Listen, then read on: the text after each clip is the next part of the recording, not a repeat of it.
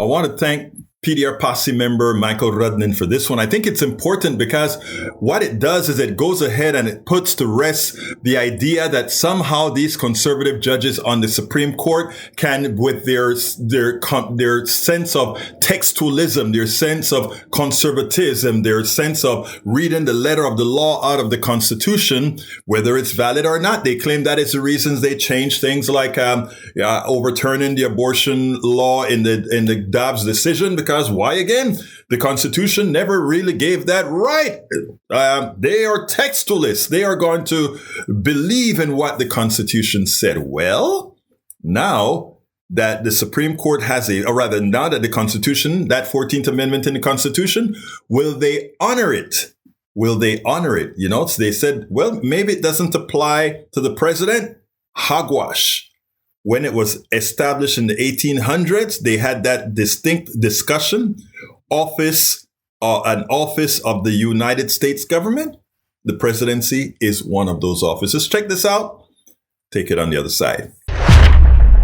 Multiple lower courts have already ruled that Trump himself did personally engage in insurrection. But a core question at issue here is for whom this insurrection clause was really intended.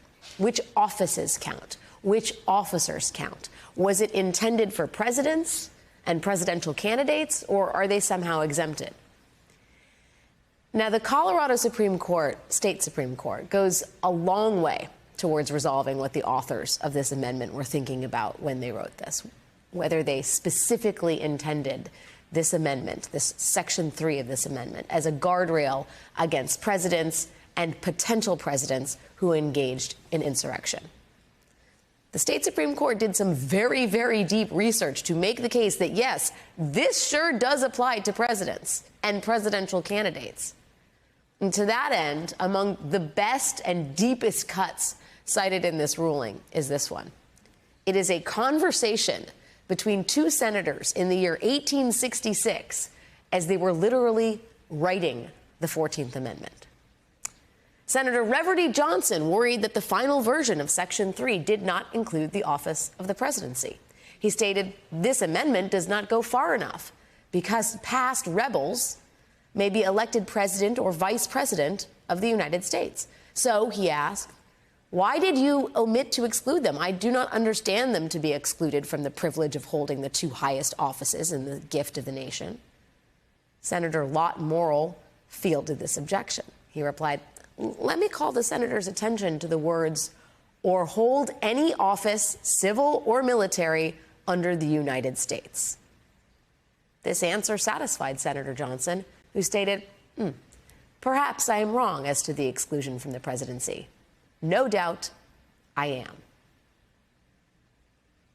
The senators who literally wrote the 14th Amendment specifically meant for it to apply to the presidency. It does not get any more originalist than that, my friends, and that is exactly the point here. Adam Serwer argues in The Atlantic today that this ruling from the Colorado State Supreme Court is going to put the court's conservatives between a rock and a hard place. The court's conservative justices often justify their decisions through the legal philosophy of originalism, or trying to interpret what the founders meant when they wrote the Constitution.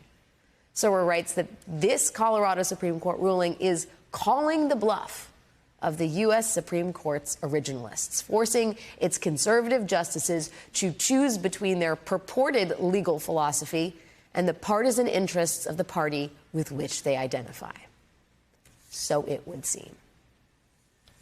Now, Trump has until January 4th to appeal the Colorado State Supreme Court decision, and his campaign says it plans to.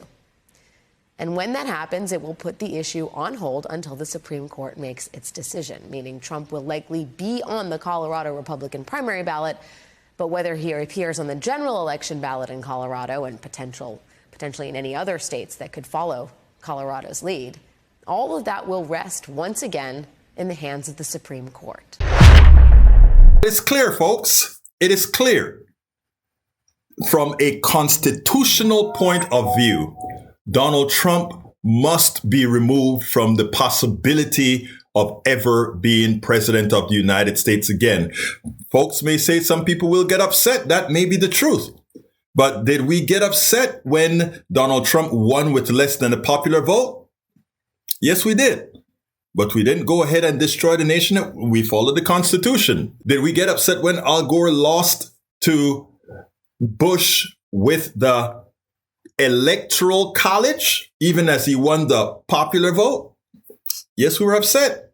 But again, we followed the Constitution, and we should this time again.